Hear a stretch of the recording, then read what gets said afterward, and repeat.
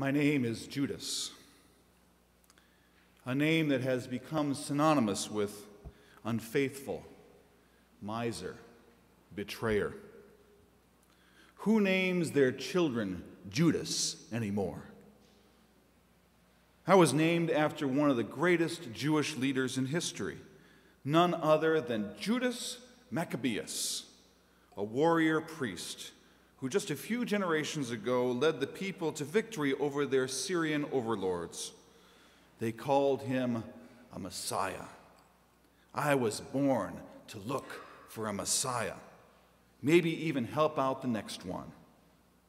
I saw in Jesus what everyone else saw. He was the next Judas Maccabeus, the deliverer. The Romans had replaced the Syrians as our outside foes. They had manipulated our religious leaders. We needed a revolution. That's what I signed up for. And Jesus, he had flashes of it. The way people flocked to him.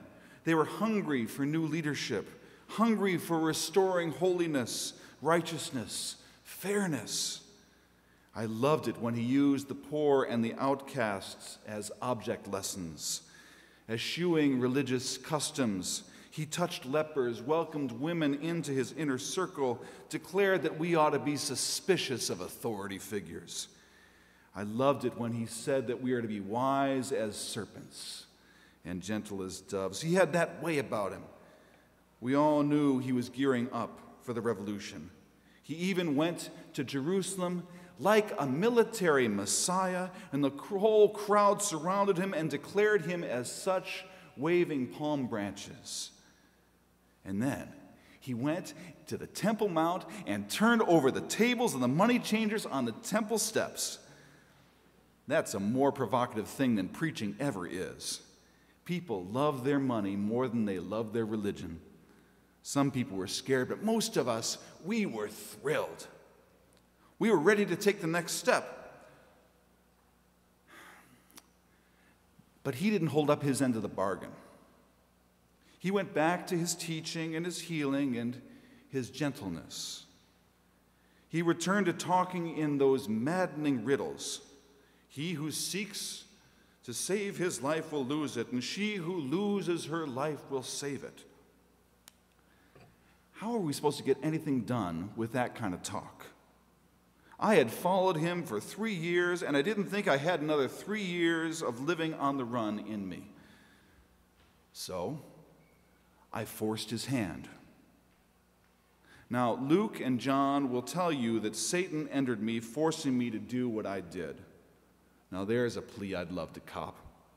I wasn't responsible, officer. The devil made me do it. It was never really that simple, to tell you the truth. Take it from one who's been there. The satanic forces are around us all the time, and it's pure self-deception to blame them for our misdeeds and our wrong decisions. Sorry, I get carried away sometimes. Some people said I did it for the money. Think about it, though. Would a guy like me spend his time following a prophet and a starving bunch of ragtag Galileans around if I was in it for the money? No, the money, the 30 pieces of silver, was about the authorities taking me seriously. People listen when you're selling information. It also takes them off the hook. It was a ruse to let them think I'd changed sides. When they arrested him, then he'd have to declare himself as the Messiah. He'd decry the corruption of the system, the people would rise up, and there would finally be peace in the land. That's what we signed up for, isn't it?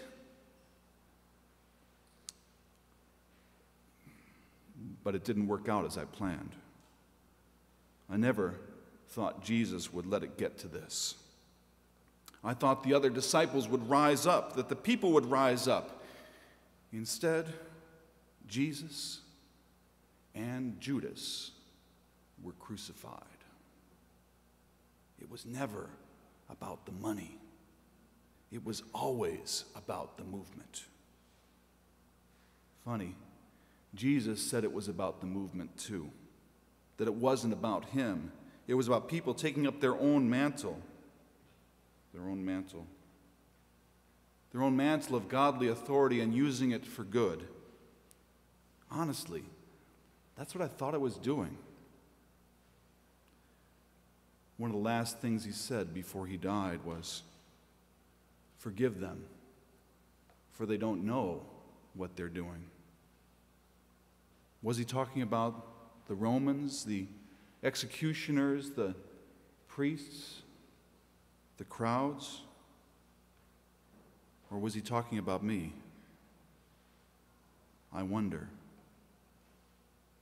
That's the question that haunts me.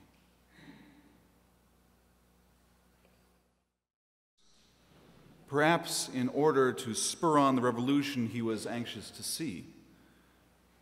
But Judas was not only wrong about selling out Jesus. He was also wrong because he was doing it all by himself. Whenever we do something that benefits only ourselves, then we are in real spiritual trouble. Judas didn't have the backing of his community.